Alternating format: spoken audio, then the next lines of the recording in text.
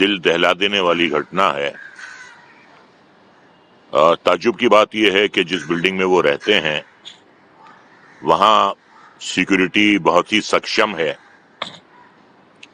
3-4 layer کی security ہے، جہاں آپ کو رجسٹر پہ سائن کرنے ہوتے ہیں، آپ کو اپنا موبائل نمبر لکھنا ہوتا ہے، آپ کو ہستاکشر کرنے ہوتے ہیں، اور سی سی ٹی وی کیمراز بھی لگے ہوئے ہیں، اور کیونکہ ایک سیلیبریٹی کا گھر ہے تو سرکشا تو اس کی بھی اپنی ہوگی اپنے گھر میں۔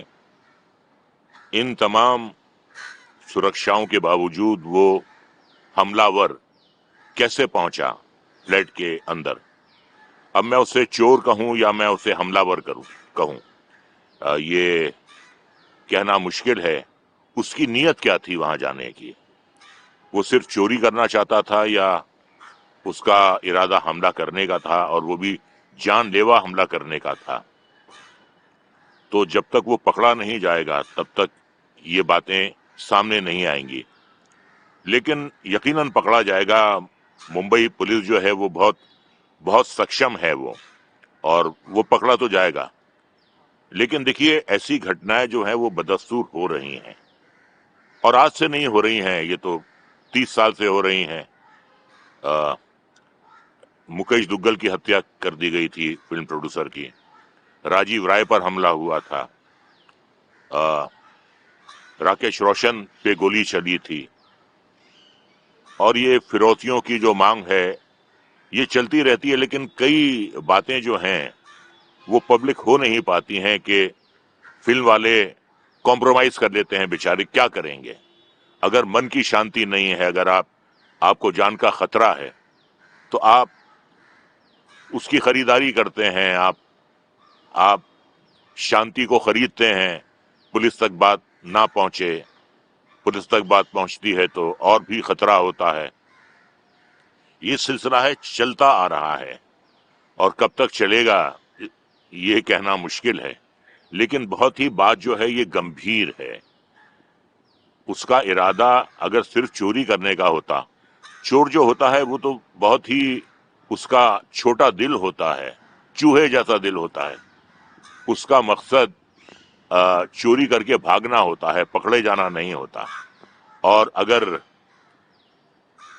وہ چوری کر لیتا ہے تو پھر وہ رکتا نہیں ہے، مقابلہ نہیں کرتا ہے، وہ بھاگ جاتا ہے۔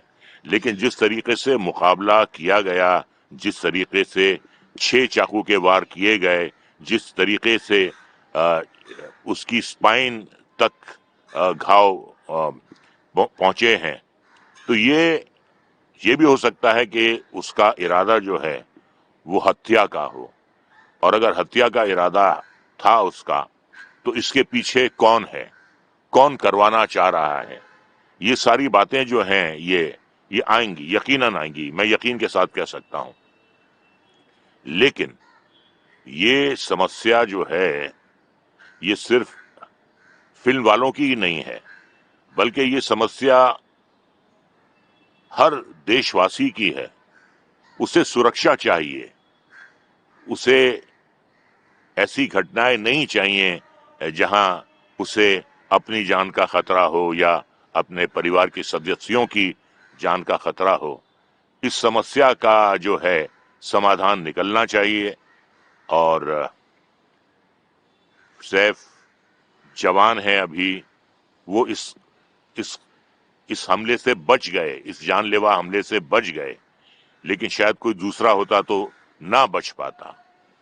تو سوال یہ ہے کہ یہ صرف چوری تھی، یا چوری کے پیچھے جان لینے کے ارادے سے وہ چور ان کے گھر میں داخل ہوا تھا، اور داخل ہوا تھا تو کیسے ہوا تھا، کس طریقے سے داخل ہوا تھا؟ ہر گھر میں گرلز لگی ہوتی ہیں جہاں بچے ہوتے ہیں، اور ہر جو دروازہ ہوتا ہے اس میں کئی لاکس لگے رہتے ہیں، سی سی ٹی وی ہوتا ہے۔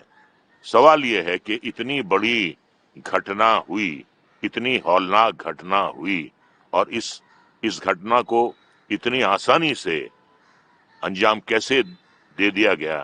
یہ بات جو ہے یہ بہت ہی فکر کی بات ہے، اور یہ بات بہت شرم کی بات ہے۔ تو اس کی حد تک پہنچنا جو ہے بہت ضروری ہے، اس کی جڑ تک پہنچنا بہت ضروری ہے۔ مراد صاحب، ممبئی جیسے مہان نگر میں یہ سب ہو رہا ہے، پہلے بابا صدیقی، اب سیف علی خان، مطلب کیا چل کیا رہا ہے؟ نہیں دیکھیے، ایسا ہے جیسا کہ میں نے آپ سے پہلے کہا کہ وارداتیں تو ہوتی رہتی ہیں، لیکن ان کا ذکر نہیں آتا ہے۔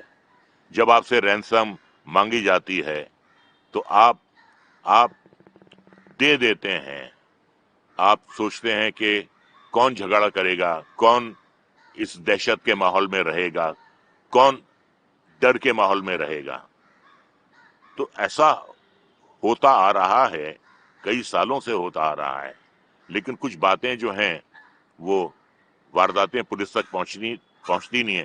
لیکن جہاں گولی چل جاتی ہے، جہاں کوئی گھر میں گھس کر کسی کو قتل کرنے کی کوشش کرتا ہے، یا لبے سڑک آپ کسی کو گولی مار دیتے ہیں، تو یہ تو ایک بات پبلک ہو جاتی ہے۔